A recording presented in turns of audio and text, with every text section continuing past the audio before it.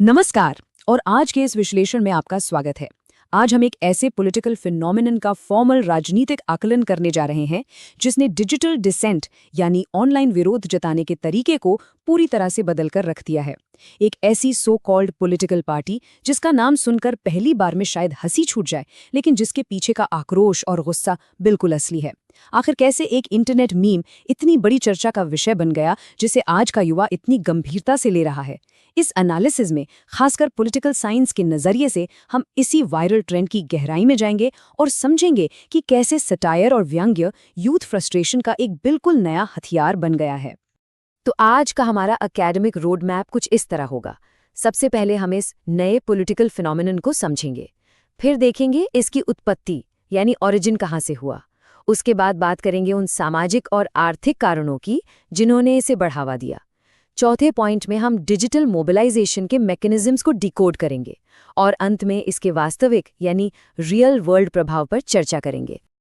तो चलिए शुरू करते हैं पहले भाग से और समझते हैं इस नए राजनैतिक फिनोमेनन को जिसने आते ही सबका ध्यान अपनी तरफ खींच लिया। कॉकरोच जनता पार्टी या सीजेपी। देखिए, नाम जरूर अजीब लग सकता है, लेकिन ये सिर्फ कोई आम मीम पेज नहीं है।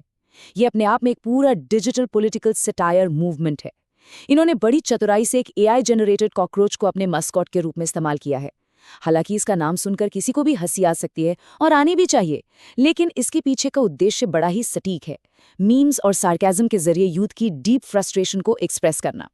ये एक ऐसी जगह बन चुकी है जहां युवा वर्ग अपनी उन परेशानियों को पॉलिटिकल सटायर की शक्ल में दुनिया के सामने रख रहा है जिन्हें पहले शायद अनसुना कर दिया जाता था।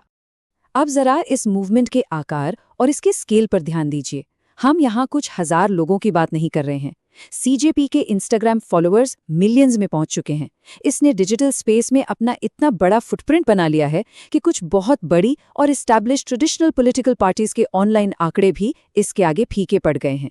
ये शेयर नंबर अपने आप में इस बात का सबसे बड़ा प्रमाण है कि आज के वक्त में सटायर कितनी तेजी से मास मोबिलाइजेशन कर सकता है। बढ़ते हैं अपने दूसरे भाग की तरफ, द ओरिजिन एंड कैटलिस्ट। आखिर इस मैसिव डिजिटल मोबिलाइजेशन की आग भड़की कहाँ से? एक मजाक अचानक एक आक्रोश का रूप कैसे ले लेता है? देखिए, कोई भी मूवमेंट बिना किसी चिंगारी के शुरू नहीं होता। रिपोर्ट्स बताती हैं कि इस पूरे फिनोमेनन का सबसे बड़ा ट्रिगर एक बेहद कंट्रोवर्शियल कमेंट था।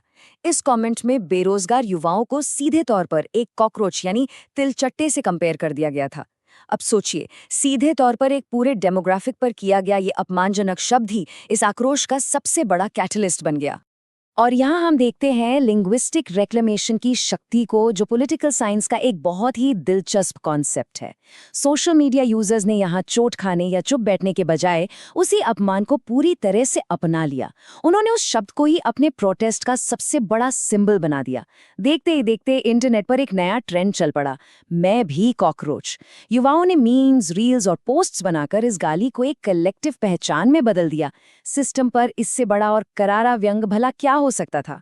तीसरा भाग है सोशियो इकोनॉमिक ड्राइवर्स। क्योंकि देखिए, कोई भी मूवमेंट सिर्फ एक चिंगारी या एक शब्द से इतना बड़ा नहीं हो सकता जब तक उसके पीछे कोई ठोस जमीनी वजह ना हो। ये मूवमेंट हवा में नहीं बना है, इसके पीछे असली और कड़वी सोशियो इकोनॉमिक सच्चाइयां हैं। जेनजी की जो कोर ग्रीवियंसेस हैं वही दरअसल इस आक्रोश का ईंधन है। देश में बढ़ती यूथ अनएम्प्लॉयमेंट की समस्या, कॉम्पिटिटिव एग्जाम्स का बेहद इंटेंस प्रेशर, बार बार सामने आने वाले पेपर लीक्स के मामले और सिस्टम में लगातार बनी हुई जॉब इनसिक्योरिटी, इन्हीं पब्लिक पॉलिसी फेलियर्स ने इस पूरे सटायर को ग्राउंड रियलिटी से जोड़ा और यूथ के लिए इतना रिलेटेबल बना दिया। सीजेपी ने बड़ी ही स्ट्रैटेजी के साथ इन्हीं समस्याओं को अपना मुख्य निशाना बनाया। उन्होंने यूथ अनएम्प्लॉयमेंट और पेपर लीक्स जैसे गंभीर सब्जेक्ट्स को लिया और उन पर मीम्स और सटायर क्रिएट किए। इस एक अप्रोच ने एक सिंपल से कॉमेडी पेज को देखते ही देखते एक मुख्य प्रोटेस्ट प्लेटफॉर्म में ट्रांसफॉर्म कर दिया।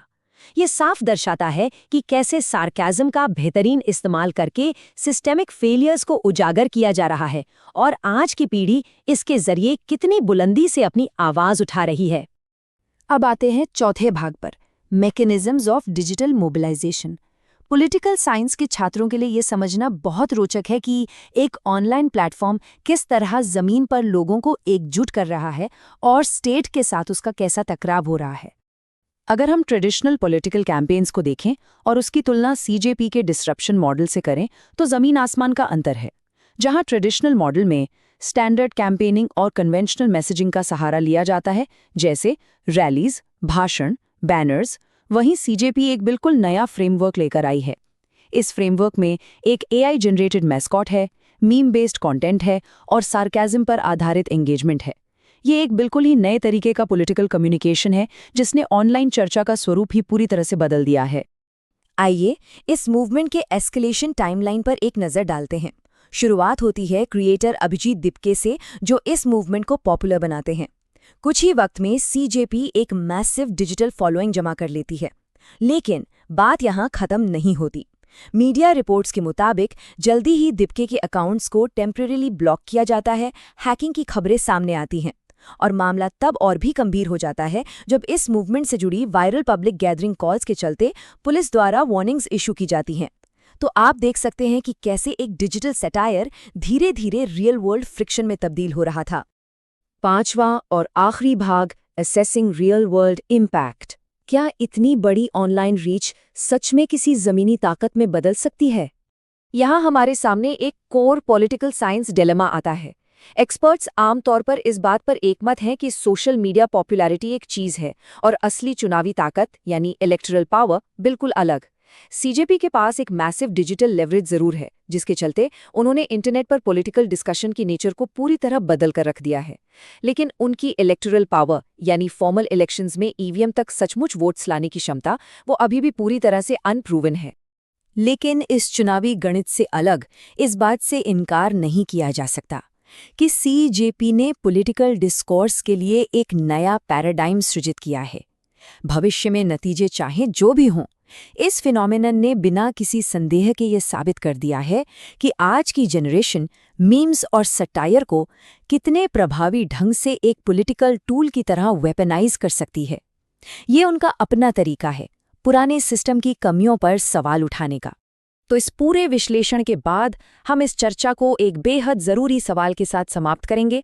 क्या कॉकरोच जनता पार्टी सिर्फ कुछ पलों का एक वायरल डिजिटल प्रोटेस्ट बनकर रह जाएगी, या फिर ये आने वाले कल में यूथ पॉलिटिकल मूवमेंट्स के लिए एक सॉलिड ब्लूप्रिंट बनने जा रही है?